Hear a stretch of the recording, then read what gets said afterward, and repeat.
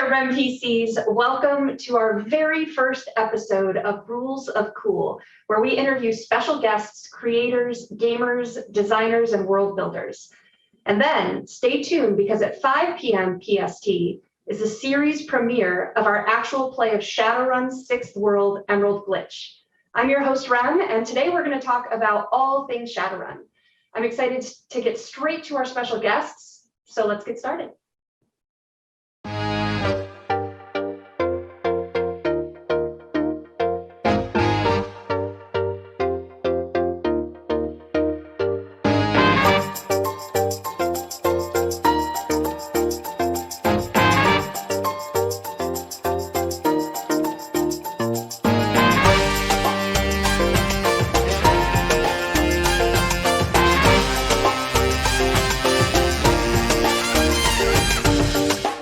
Welcome back, everyone. Today, I have a wonderful panel of guests here to talk about all things Shadowrun with me.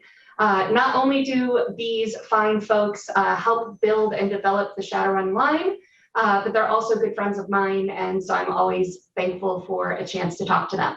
But I am going to allow them to introduce themselves to you. So why don't we start today with Jason? Who are you, and what do you do for Shadowrun? I am Jason Hardy. I'm the Shadowrun line developer, so I make the Shadowrun happen. Awesome. Mike?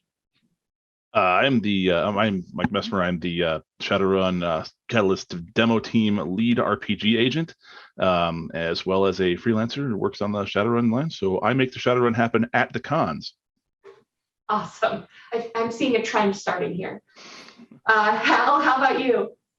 Hi, everyone. I'm Hal. I am another one of the freelancers. I believe I'm the newest one. I might not be by this point, but I also do some work on the SRM committee, and I'm the errata coordinator.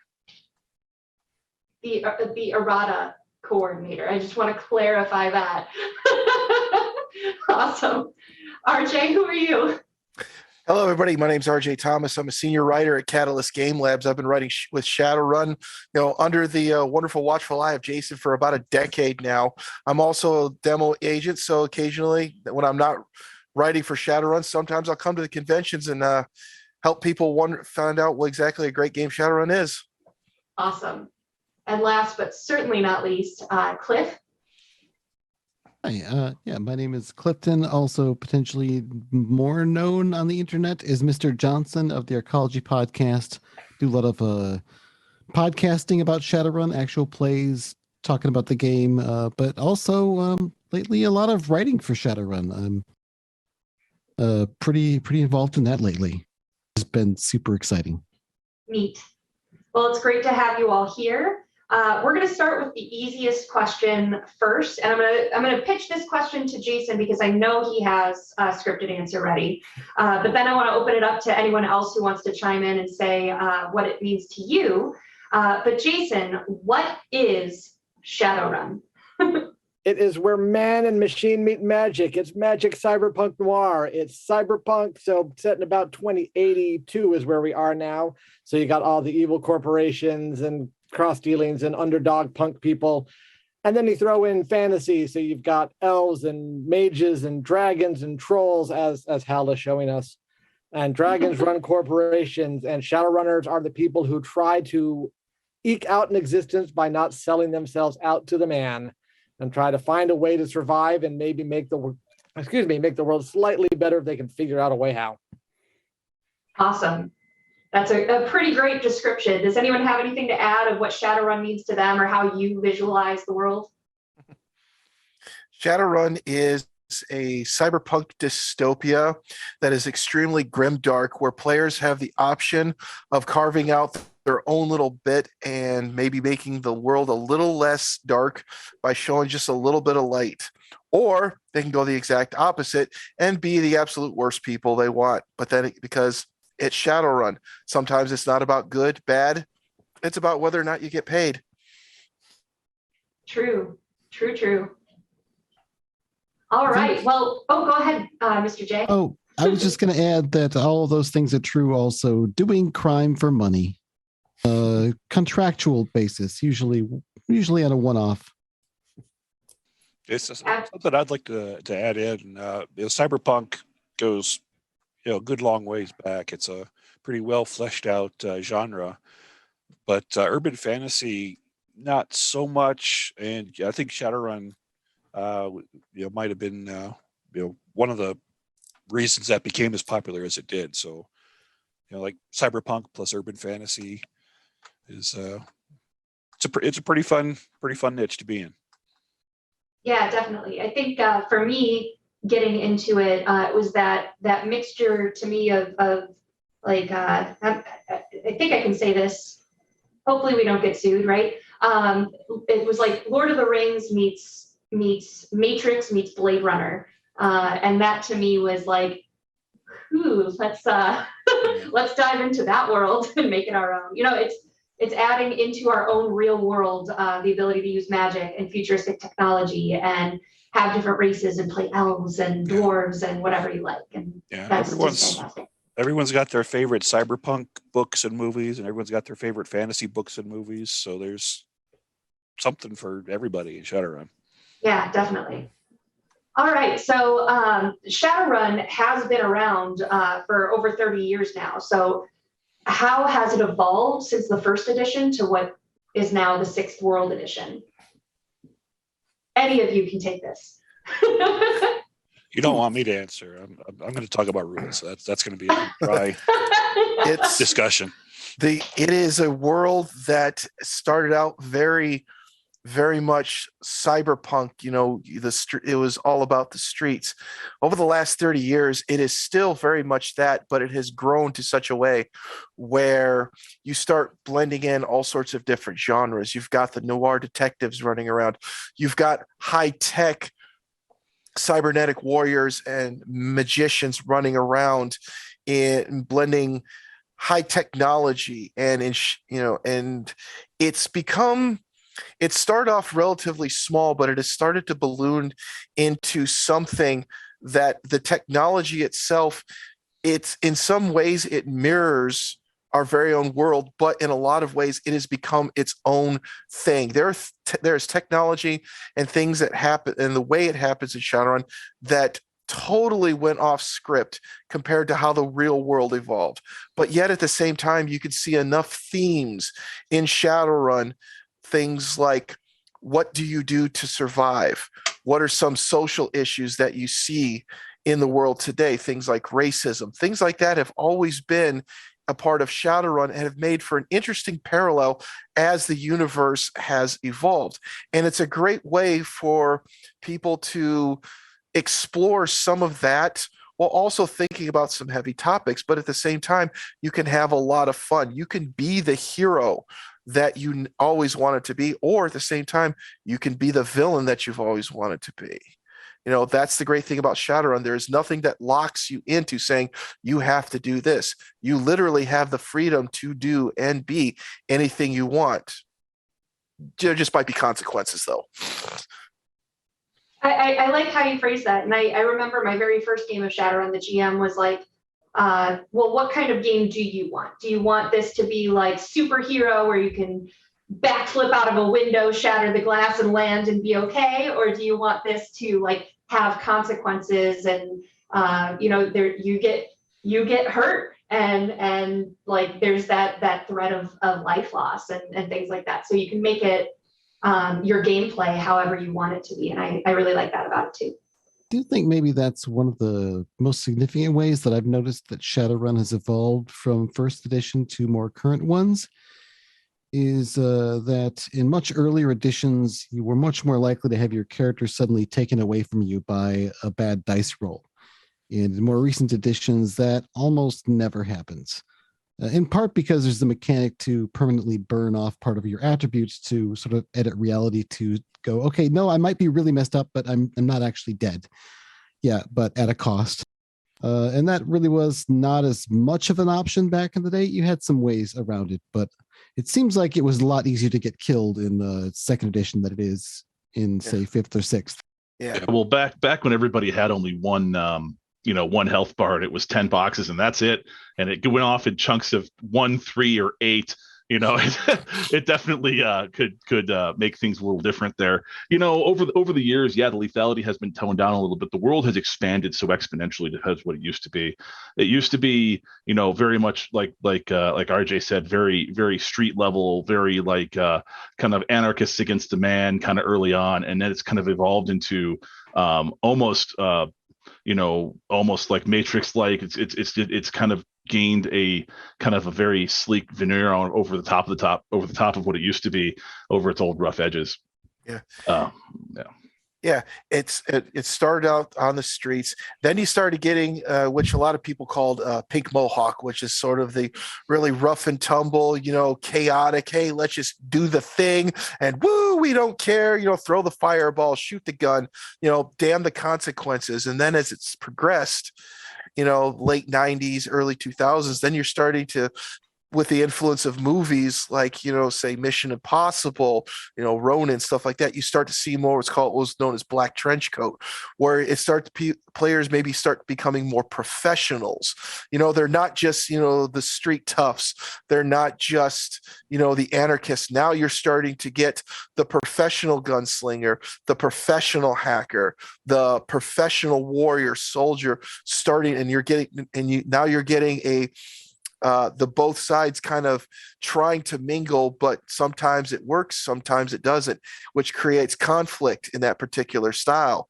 And conflict is always great for a game, because conflict breeds a problem, and a problem needs to be solved, and solving problems and doing things is what any role-playing game is all about.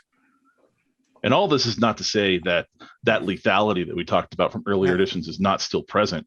If you want it, you can make it. Shadowrun is a flexible enough system. You can make it as gritty a game as you need it to be.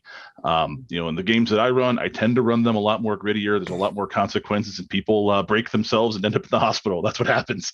But there are some games when it is a little bit more superheroes by night, but at the other times it's like I tend to enjoy that higher risk factor, and I know a lot of players do. Yeah, and sometimes the dice just hate you, no matter what you do. Mm-hmm. Can I say something really nerdy among friends? Is this a safe place? Yes. Sure. So Shadowrun has always been, a fantasy setting, but especially we're talking about how it's changed from its roots of the '80s to now. Everyone who's been a fan of Shadowrun, I'm convinced, ever since the beginning, kind of had a little bit of their soul die in 2012 when Magic didn't come back. So we're now for sure living not in Shadowrun. It's not going to happen. It's an alternate setting. It's not what could be. I like that a lot. And yes, it's definitely disappointing. One of the things that it was really neat coming into the world of Shadowrun and learning about the lore and stuff is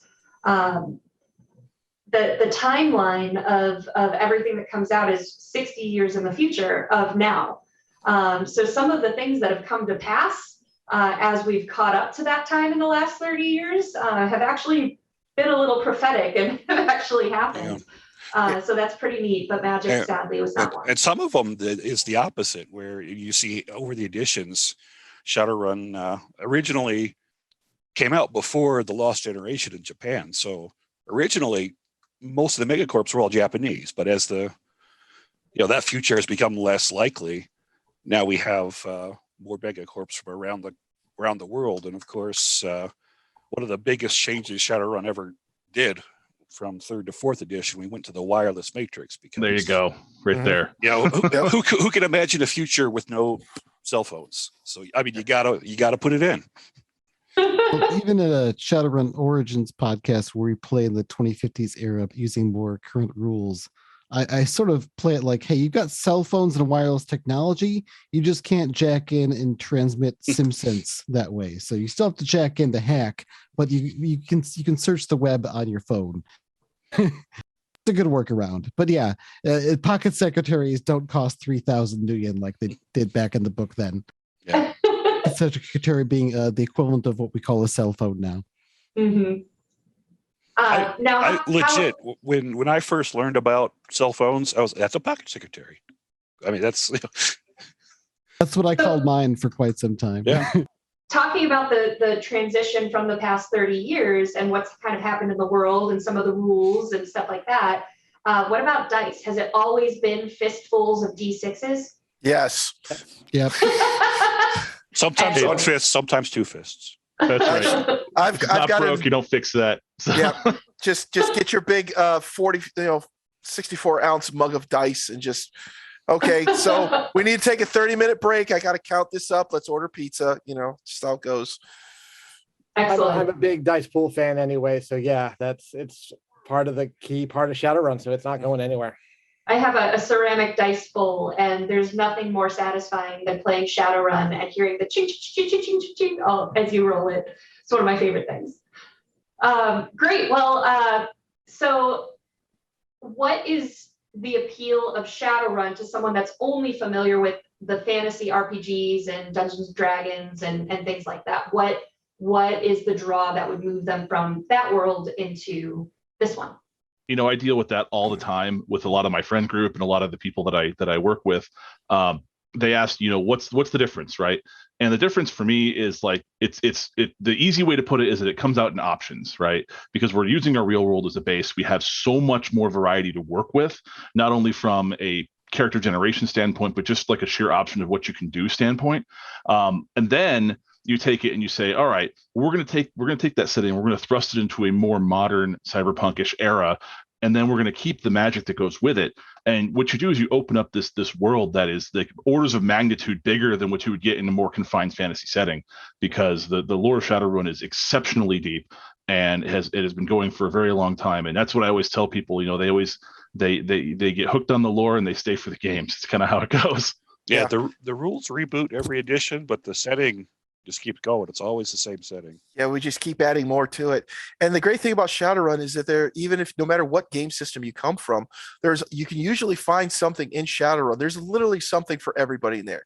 You want to play, the big tough, hey, I've got an axe, troll or orc and just want to smash into people. Well, guess what? You can do that, but now you have the added benefit of maybe say throw in some magic and some cyberware, and now you've just amped everything up like by a factor of 10, Or so you don't have to use an axe. You can put an axe head on your AK-97. exactly. And the thing that got me interested in Shadowrun is because back in the day, I did not start out liking the higher fantasy games like Dungeons and Dragons. It just felt like something I just really didn't like. I was more of a sci-fi nerd at the time. And then I come across this game called Shadowrun where it's like, well, you can have technology, okay, and you can have some of these fantasy elements. Tell me more. And you can have guns. Sold. Okay, when do we start? So I'm opposite. I was all fantasy, and we were playing in a D&D group, and one of the Shadowrun writers was in our group and was like, I want to run this Shadowrun game. It's cyberpunk fantasy. And I was like, that sounds stupid. I hated it. Way to sell and the now game. I'm obsessed. Yeah. Well, it was everyone wanted to give it a chance. So my GM actually made my character. I was like, I guess I'll care. Like, tell me how many dice to roll. Okay, rolling all this dice is kind of fun. And then I got into the story, I got into the character, I got into the setting, I got into the world, and it sold me. And now I'm producing shows for Shadowrun. If that's not a selling it story, I don't know what is. So. and the thing about Shadowrun is it's not just the game itself, the role-playing game system itself. Shadowrun has expanded quite a bit. One of the things that I've always loved and continue to love about Shadowrun, and yeah, I am tempting myself a little bit, because is the lore and the stories that are always coming out. Each Shadowrun book has a lot of short stories in them. There have been Shadowrun novels that came out. A lot of novels. Yeah, a lot of, and now that's starting to come back again. And for me, that was the one thing that I always loved. Like everyone keeps going back to the lore. Games and rules changed. I think it was Hal that said that, but the lore continues, and we just keep building off it. And it's it's the stories of the people and the characters that inhabit the Sixth World. That's what I think keeps people coming back time and time and again. Yeah. Rules just facilitate. Yeah, one of the rules end of things. So go ahead. I was going to say, the one of the examples I said earlier about how the mega corporations were mostly all Japanese. Mhm. They didn't just change like that. They actually, that was lore wise. There was a story about why more mega corporations rose and why some of the Japanese mega corporations fell. The Corp War was a major plot point in Shadowrun. And Fall of Fuji. Clifton, did you have something to add? On the rule side of it, perhaps an appeal for Shadowrun to someone who's more familiar with, say, D&D style RPGs is Shadowrun has no class, is no classes. You're not restricted to picking a class or multi-classing something together to make your idea work.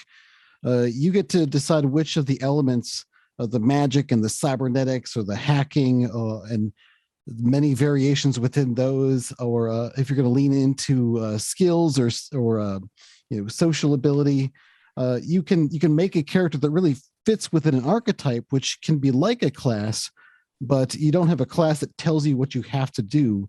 And there are lots of ways to make characters that have a hybrid approach where you're like, I really love the idea of being someone who can talk their way past a situation, but I want to be good at guns too. Or I also want to be a mage, or I want to be able to summon spirits or run up walls like a magic ninja.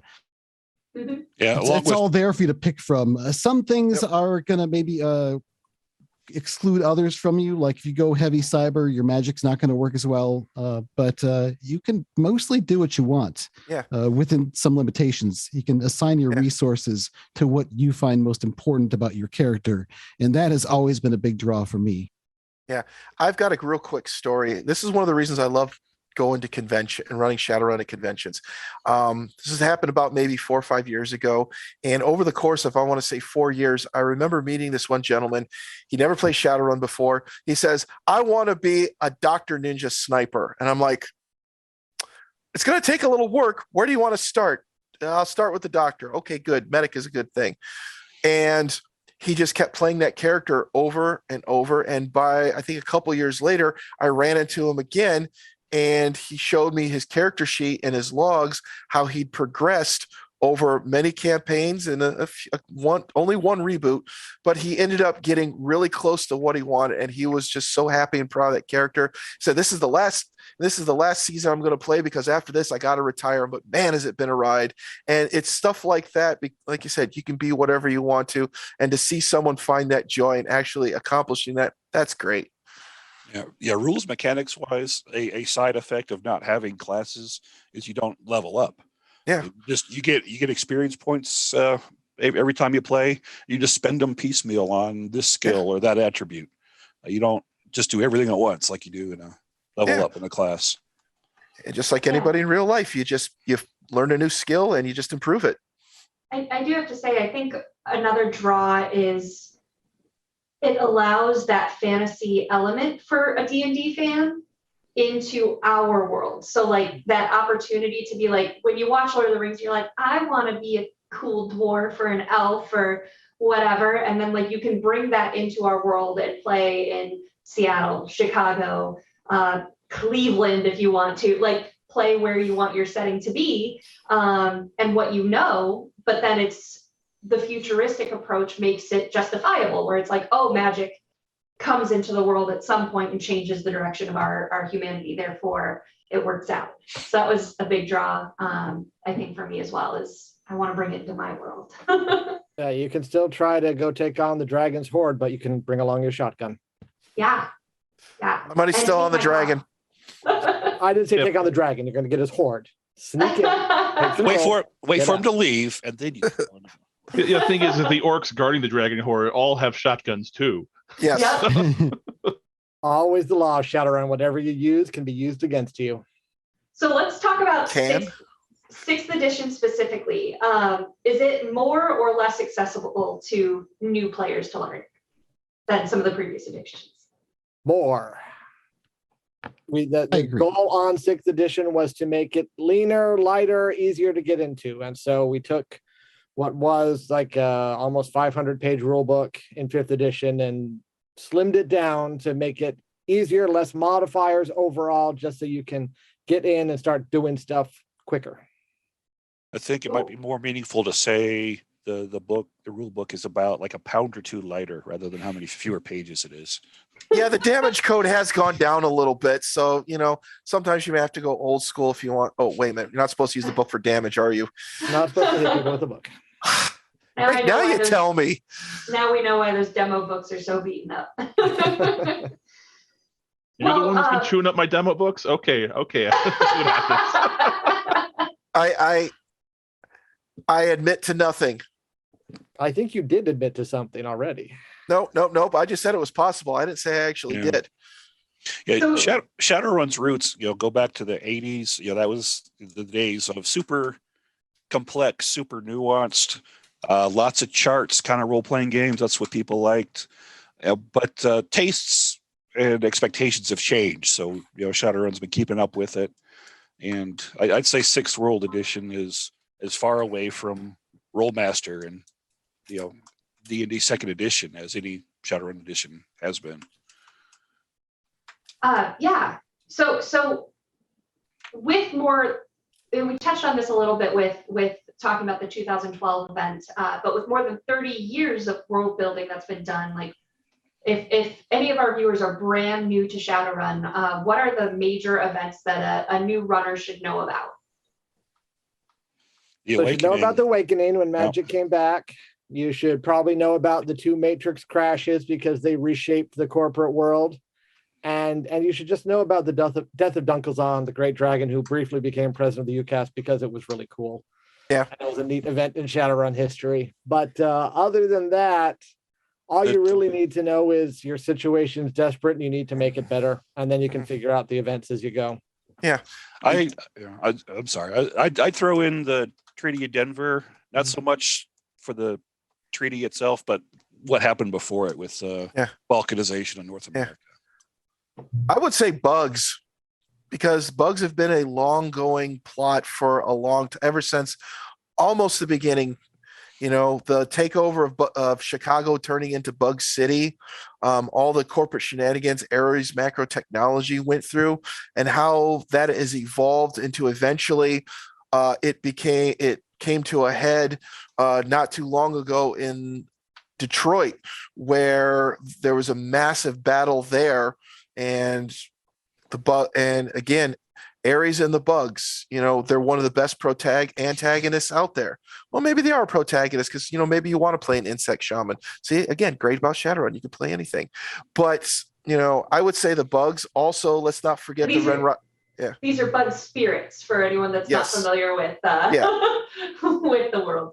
Well, They I take you have over spirits. and yes. Invading us from an astral plane elsewhere, and they Yep. take over people's bodies and ultimately consume and destroy them in order to exist in our world. And they want to do that to everybody. Yes. So it may But- not be mandatory to know, but it's fun to know that a dragon was president of the Rump United States, the UCAS, at least for a little while. The basics like Jason touched on, the Awakening, the couple of Matrix crashes, Dunkelzahn for president. These things are things that you would know just by existing in the world at that point. But up to that point, what I do is I tend to leave everything else for the players to find out in game, and I just kind of run it. And one of the coolest experiences I ever have as GM is to run some major events that happen in the Shadowrun storyline, whether they be old, new, or whatever, and seeing our players' reaction to them and how they go through them. And it's been a lot of fun doing that and introducing them to the world just without them having to know anything.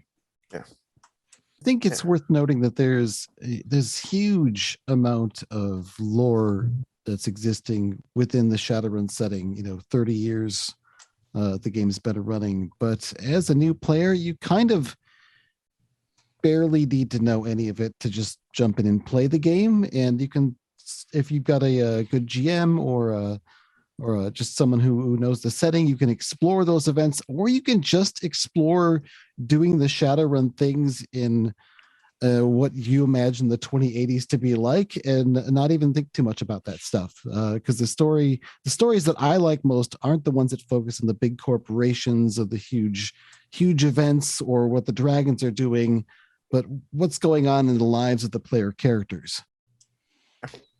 Yeah, one of the funnest games I've ever run for a lot of friends of mine at home was I took my hometown and turned it into Shadowrun. What would my city be like in the world of Shadowrun. And it was familiar enough for them where they knew the landmarks. And when I say, hey, you're going to this place, they knew exactly what I was talking about.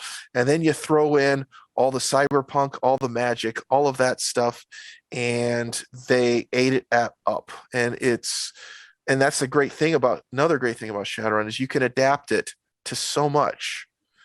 You know, whatever you want to do, it's a recurring theme. Whatever you want to do, you can do it. One of the common questions that comes up just online social media and the Shadowrun circles is, hey, has anyone written about my hometown? I want to play Shadowrun in that town, and I don't know what to do. And the greatest advice that's always given in those is make it up. That's great. And then tell us about it. And then somebody else can build off of those ideas. That's awesome. Yep. So something that sets Shadowrun rules apart from other RPGs is the edge mechanic. So can you explain how that works in Sixth World? Sure. It's expanded from the way it was in earlier editions. In earlier editions, it was just a way to give yourself a boost if you needed it. So you would have an edge rating for your character, and you could roll those dice in certain circumstances or use edge benefits. It's expanded more in 6th edition to kind of encompass a lot of the advantages that you might gain in any situation. So if you're hiding in cover from gunfire, you might get a point of edge to represent the benefits of hiding there. Or if you are making a really good argument in your negotiation to try to get more pay, you might get a point of edge. And then there are certain things you can spend it on to make your dice rolls better and to give you a better chance at success. So it's a way of simplifying some of the modifiers and just putting it into the points that you can spend and the dice you can roll. I think if I were explaining it to someone who is used to a current edition of D&D, I would say it's Shadowrun's equivalent to the advantage-disadvantage mechanic. It makes it real quick and easy to figure out how to deal with all the different things that might come up. Is there's fog? Is it dark? Are you going to slip? Do you have the right piece of gear? Or the right training or mindset or spell even? And it can be a back and forth that builds up over the course of an encounter as well. You can spend it and gain it in different ways. So as a game design writer, it's provides some really interesting mechanical levers to use to bring out different themes. And as a fun development story, back when we were working on 6th edition, it actually was a separate mechanic for some of these situations to kind of not copy advantage, disadvantage, but to have some of that same, if you have a situational advantage, this is what's going to happen. But I kept getting feedback from playtesters saying, no, what you're doing is edge. This mechanic that you've invented is just edge. Don't make a new mechanic, expand edge. And they were right. So that's what we did. Awesome. Yeah, another thing 6th edition does with edge that is new to 6th edition is spending edge to perform actions, whereas edge has always been a dice roll manipulation mechanic before. In 6th edition, you can also spend edge to perform actions, which require the expenditure of edge. So that's an entirely new concept in Shadowrun. Oh, wait, it almost reminds me of like the JRPG mechanic of a limit break, where you've got this meter that gradually builds up, and when it fills up to a certain point, then you can do a special ability or a cool thing with one of your abilities. Yeah, and like a power up or a hero move. One of the advantages, I think, in the Rigger book is you could spend some edge to take a special action to apply your piloting skill to a defensive role to make it harder for you to get shot. It's not something you can just do normally. You have to put a little extra something into it, and that extra something is edge. Neat. Okay. Well, what are the new releases or the most recent releases that Shadowrun has put out that viewers should look for? So the newest book that was released was called The Third Parallel. It's a campaign book set in Denver. As I mentioned when describing Shadowrun, it's about where man and machine meet magic. And this book puts those three streams first side by side and then looks at how they intersect and threaten to blow each other up. So you have all sorts of fun trying to look at how you can save Denver, or maybe not if you don't feel like it. So that's the latest. We have next month the Sixth World Companion, which is the player's companion book for SR6. So that has all the new character options and metavariant types and a whole bunch of qualities. And the errata committee and others also did a lot of fun work in that book on alternate rules. So if there are different ways or different play styles you want to adapt to your table, there's some alternate rules that you can slip in, and each one has a nice little description. Use this rule if you want to make your game more lethal, or if you want to do this in your game. And so you can pick what rules will make it fun for your table. So that should be a fun book. Awesome. Quick question as well, and maybe this is, I know Mike has a lot of knowledge of history on this from our conversations in the past, but what about fiction? Like, what is a good fiction book to start with to dive into the world of Shadowrun? So I would go ahead, Jason. No, go ahead. I would just talk. You go ahead. Oh no. I mean, you have a lot more of the current fiction that's out. I have the fiction line that's been out for Shadowrun for quite some time has always been pretty good about introducing the world. There's been ones that go back 30 years to introduce the world as it was then, and then you have ones that introduce the world as it is now, and they all still apply in one way or another. My favorites were the old books from back in the days. My old favorites were always like Never Deal with a Dragon and 2XS and things like that. I just actually got done. I finished reading Makeda Red recently, which is a new book. Such a great one. That one was really good, among others. But Jason, you could probably speak more to it than I can at the moment. No, you mentioned a lot of good things. So yeah, the Never Deal with the Dragon Secrets Power trilogy. We've got new versions of that, and I think we're going to have even specialer editions coming out in the near future. Super secret Jennifer editions. Brozek, who did Makeda Red, and then Elfin Black, if I'm remembering the title, came out recently, and she does a fantastic job. Just fast moving and engaging plots. There was a book that we released a while ago that was meant to kind of bring people into Shadowrun if you've never read fiction before, called Fire and Frost. So that's a good one that kind of introduces you to the whole dynamic and goes to some locations across the world so you can see Shadowrunning in different spots. And there have been some short story anthologies like Spells in Chrome, World of Shadows, Drawing Destiny. So if you want to get a taste of a lot of different writers and a lot of different ways of Shadowrunning, you could jump into those, and then you can find writers that you really enjoy and keep following them, because a lot of them have written more for Shadowrun beyond those anthologies. And one thing I do want to point out too, because I think I'd be remiss in doing so, is that if you like into Noir detective stories, one can't forget our favorite elven Noir detective, Jimmy Kincaid, and Russell Zimmerman's Shaken, Stirred, and On the Rocks. Yeah, excellent. If you like the noir field, absolutely pick up some Kincaid books. Good stuff. I would add that all of the rule books aren't just rule books. They're all in-universe documents, ostensibly written as in-universe documents. So there's lore in those.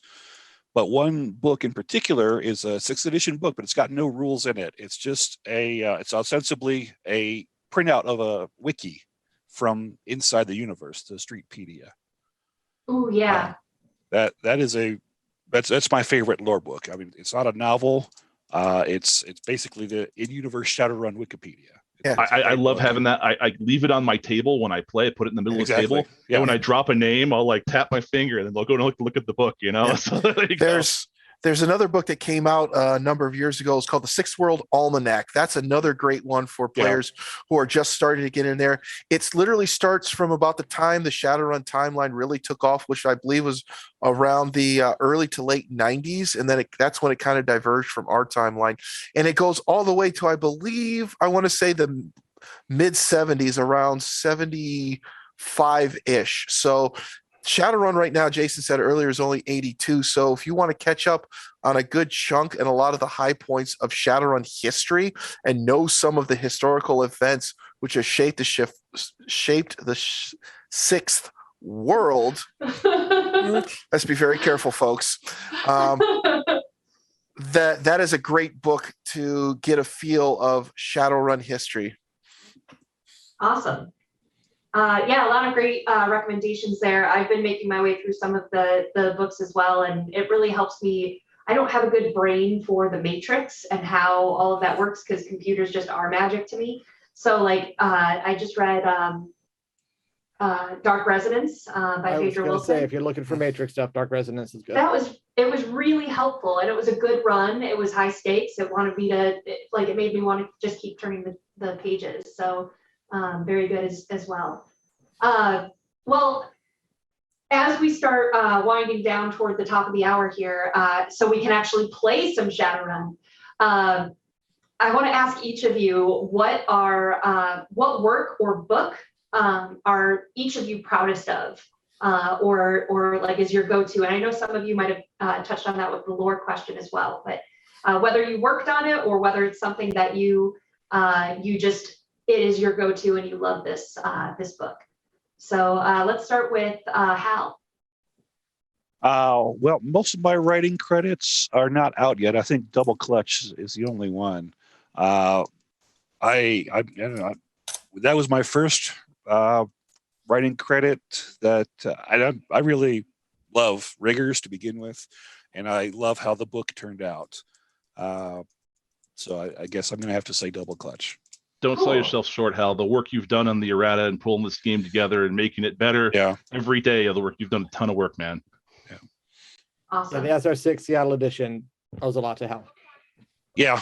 That's great. That was you came to me, I forget what month, but we had about a year, and we did a lot of work. I'm proud of Seattle edition too. That's awesome. Jason, what about you? Got a long record of books to think through. I mean, there's a lot that I liked. There was a book way back in the day called Street Legends that I never thought got quite the attention that it deserved because it's got some really good writing in it. And Court of Shadows was a fun experiment to try to take the Shadowrun setting and move it into the Sealy Court. And the writers came up with some really creative ways of adapting Shadowrun into a more high fantasy setting.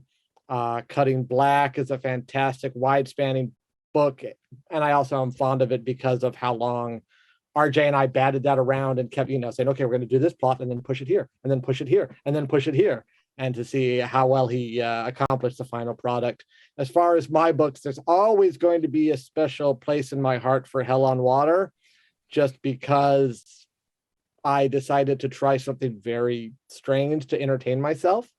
And so I made it weird and they let me get away with it. And I always appreciate people letting me get away with weird stuff.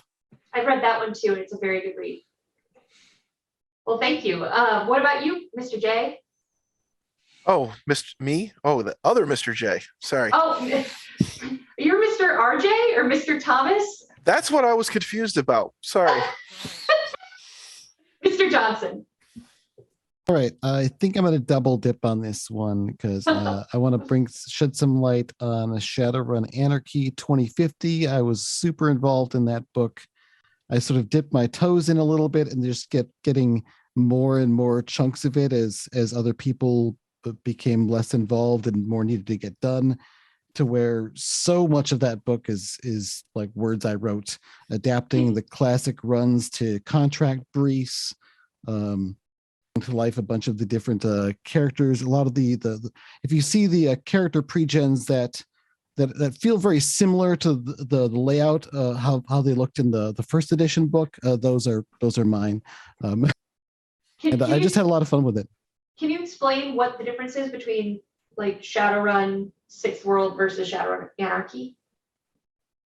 Shadowrun Anarchy is the queue system, Catalyst's queue system, which is a really fun, fast-flowing narrative RPG system that I believe started with Cosmic Patrol, which is like a Flash Gordon RPG. Then they adapted it for Valiant, which is a superhero RPG, really fun to play. And it's since gone on to have versions for Shadowrun as well as Mech Warrior. Shadowrun's version is Anarchy. And it's just, it flows really well. It's a quicker way of playing. It's less specific on like, do you get edge for this or that? No, just roll your pile of dice and describe what happens. it manages to be both very, very rules light, and yet it feels very much like Shadowrun every moment you're playing it, and I like it a lot. I've just had a blast playing it. We recorded a whole campaign where we played ghouls surviving in Las Vegas using Anarchy. Not all of that's been released yet, but that was so much fun. So I'm awesome. super proud of that. But I also want to say I'm really proud of what I've done for the Shadowrun companion that's coming up soon. Because I got to write all the character creation option, all of that chapter with of course, bringing in some to 10 again, but a point buy system that I think will be a lot easier to manage than trying to build a character out of hundreds of karma, and the life path system, which came along with the chapter, and I had to figure out how to make it work. And I think I wrangled it pretty well, but we'll see what people say when it comes out. Awesome. I'm really looking forward to Companion too. I think it's going to be like a the really life good path book. system. I think you did good. Thank you. Now, RJ, how about you? I'll get it right this time. Jason kind of he mentions one of the books that I am most proud of. Jason already mentioned it, which was Cutting Black. That was the first time in my Shadowrun writing career where he literally let me cut loose. I came to him with all sorts of these crackpot, crazy ideas, and he's like, "Sure, make it bigger." So I did my best to make it bigger. I'm also very proud of that book because of the team effort that went into making that. Mr. Johnson was also a very big part of that. He did a very, very excellent short fiction that was the nice midpoint of that storyline. I'm still very happy with that. There were other authors, Scott Schletz, Brooke Chang, Thomas Willoughby, and I'm probably going to forget a few others, but everyone that came together on that book, it was just a wonderful, well, it was both the best and worst experience of my writing career. It was great creatively, but I learned a lot about putting a book together because it almost broke me, but I learned so much. So that was probably one of my best accomplishments. But I would say if I had to choose something that I'm most proud of, I would narrow it down to two short stories. The first one is from the recent Double Clutch book. It was the beginning short fiction, which was called Angles of Attack.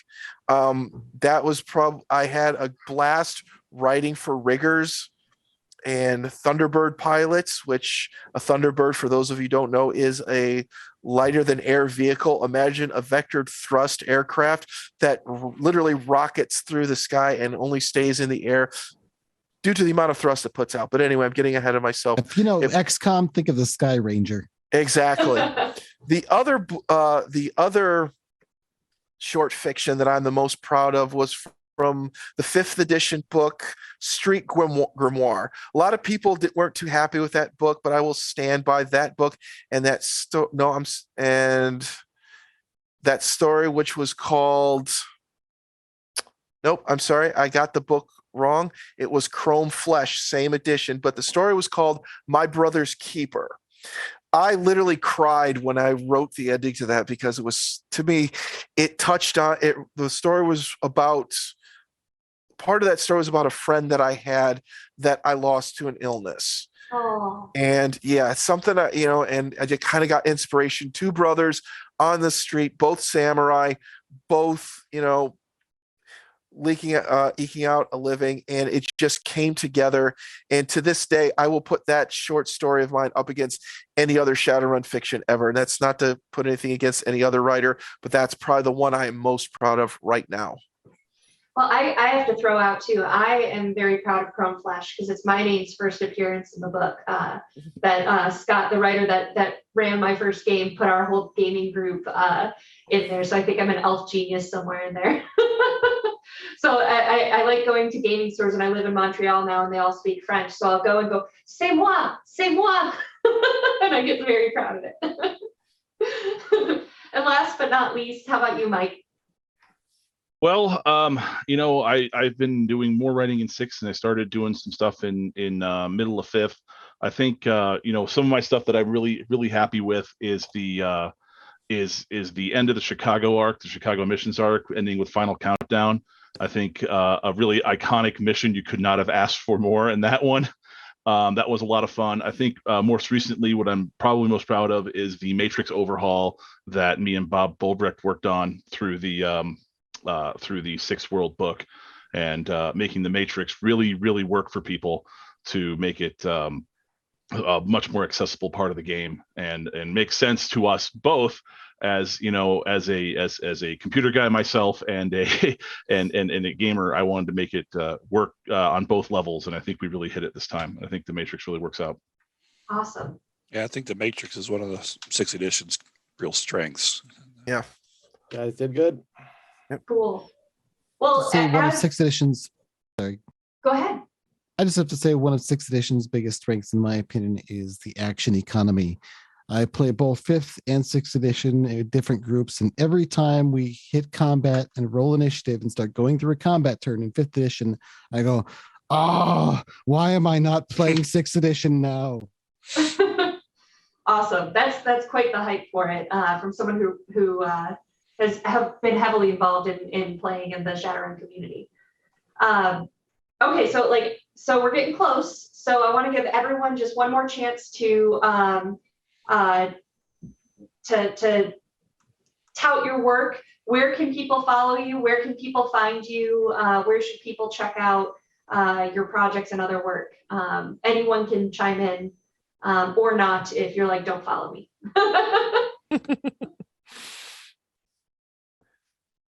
I'm pretty easy to find. I just have my little old Facebook profile. I don't do much other social media. Most of my projects right now are through Catalyst, so just keep watching the announcements. And if there's a Shadowrun book that's coming out, fair chance I might be involved, or I'm going to try to be involved in some way, shape, or form. Just look for my name in the credits. Don't have too much coming out. I think Third Parallel was the last big project I finished. Working on something else right now. Hush, hush, can't talk about it.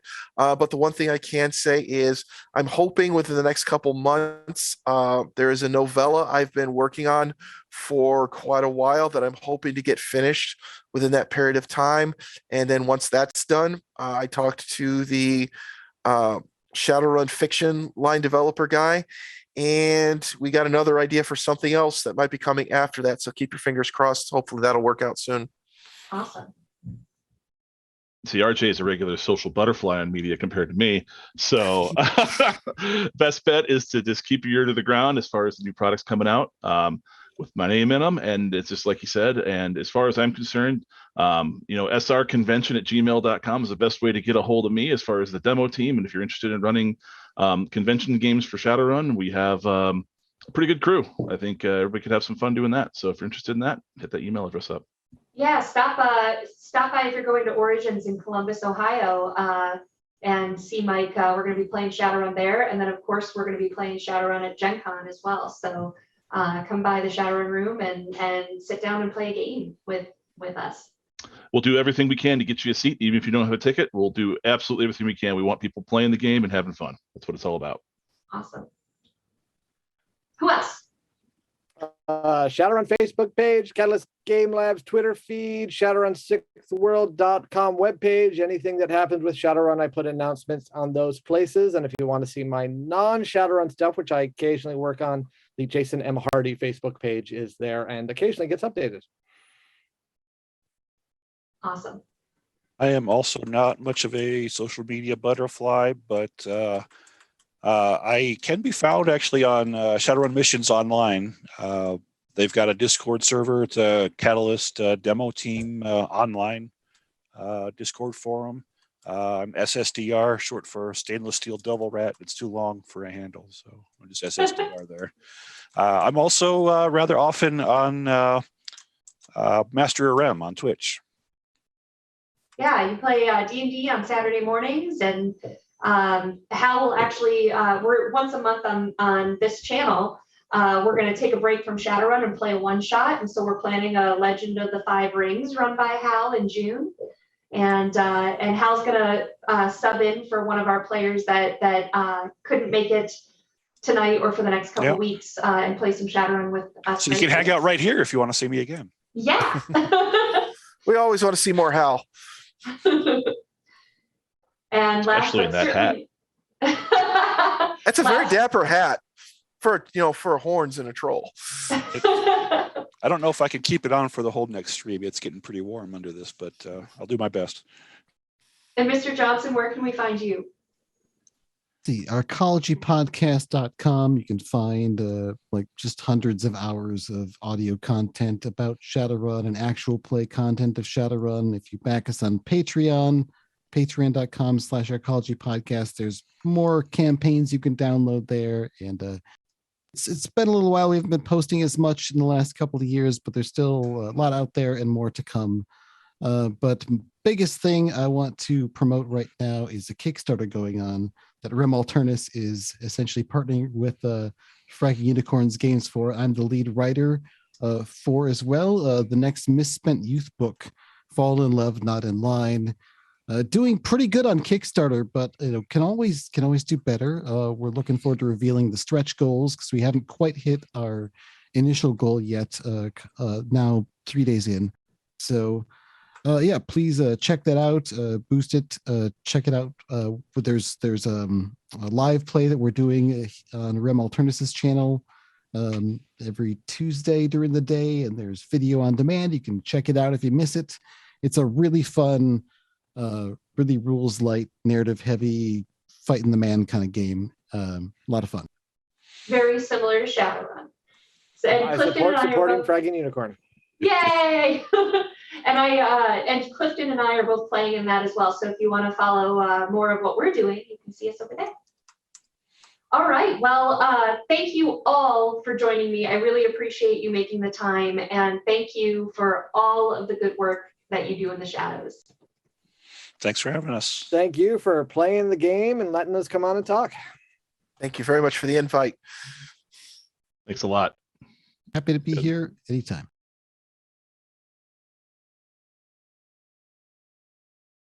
And stay tuned, everyone, because up next, we get to see all that we learned today in our premiere of Shadowrun 6th World Emerald Glitch. We are so excited to announce that Shadowrun and Catalyst Game Labs are sponsoring the show and have a very special giveaway happening during the game. So you can get your very own hard copy of Shadowrun 6th World Seattle Edition by entering #RemPC in the chat. You can get additional entries as well by going to our donation page, www.remalternus.com/nuyen. All donations help us to pay our cast and crew and keep us producing content. Also, Mr. Johnson talked about this, but I want to bring it up as well. Off-topic announcement, please go check out the Kickstarter for Misspent Youth, Fall in Love, Not in Line, an RPG about teen angst, friendship, and rebellion. Stand up to authority and fight injustice with a rules-light, highly narrative and story-focused game.